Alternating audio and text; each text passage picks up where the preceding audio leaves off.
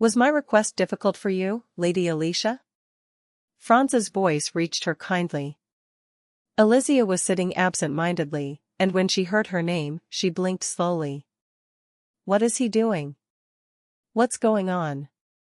She furrowed her eyebrows and looked at Franz. As the silence extended, the smile began to fade from his lips. There was a hint of worry in his golden eyes. Did I ask too much? I'm sorry, Aleisha answered deadpan. She couldn't accept his kindness as it was. His true nature, that man who mocked and insulted her, is still engraved in her memory. A normal couple? This is ridiculous. Franz in the past would have scoffed at such a thought. He didn't even want to talk to her, let alone share something resembling marriage. Every time she prepared to neutralize Mana, Elysia would prepare in advance, bathed, dressed in her best, full of hope. As for him, he came straight from the training ground, drenched in sweat, and frowning like a child forced to visit the doctor. He held her wrist with cold hands, endured the neutralization of the mana, and then let go as if he had touched an ember. The memories are still fresh. She saw his back much more than his face throughout their marriage. Even when he was smiling at others, his expression would freeze as soon as their eyes met. Then he leaves the room immediately.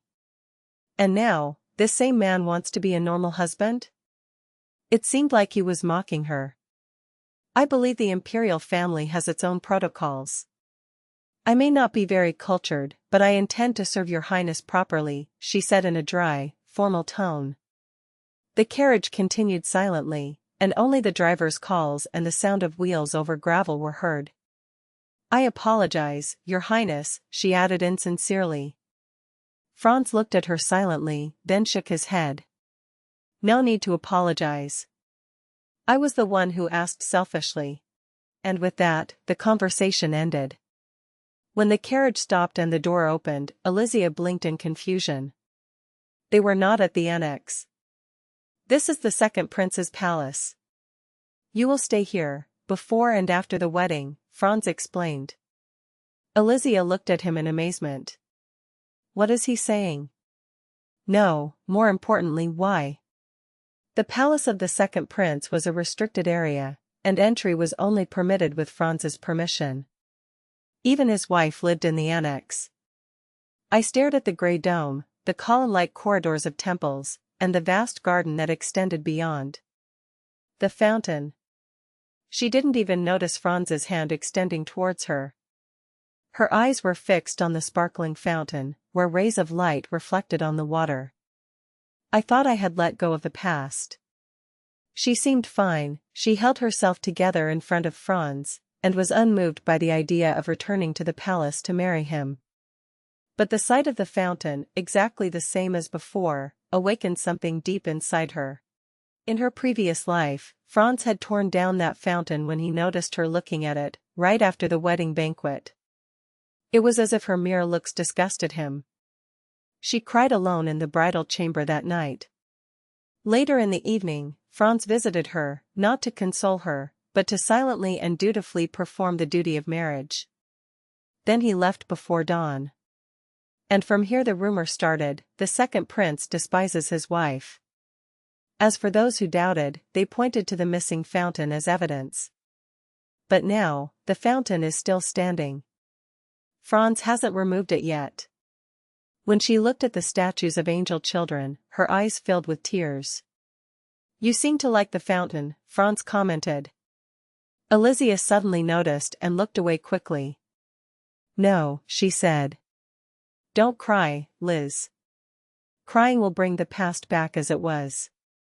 The light was just bright, she answered in a calm, composed voice, and accepted his extended hand. His body was colder than before. He must be in pain.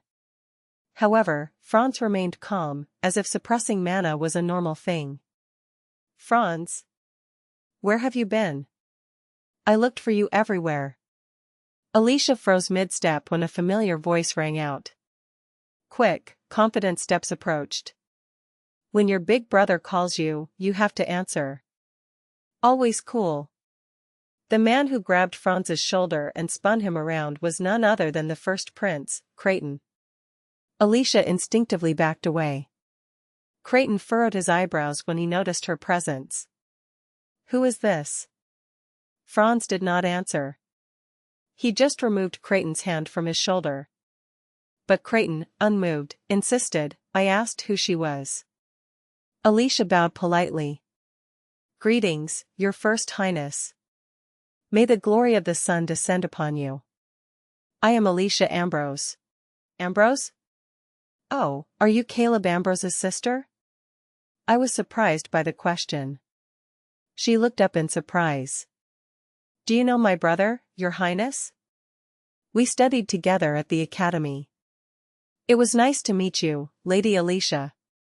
"Or should I, sister?" Creighton smiled warmly. Creighton Eustace, first son of the sun, the strongest contender for the throne, a man who combined power and popularity. He was known for his charm and leadership skill, and he was the head of students in every institution where he taught. His palace was always crowded with guests. There was no noble in the empire he did not know. His wife, Princess Glenna, was the daughter of the Duke of Cornell, the most powerful family in the empire. Compared to our elegant Galena, I must have looked so rustic, Elysia thought bitterly.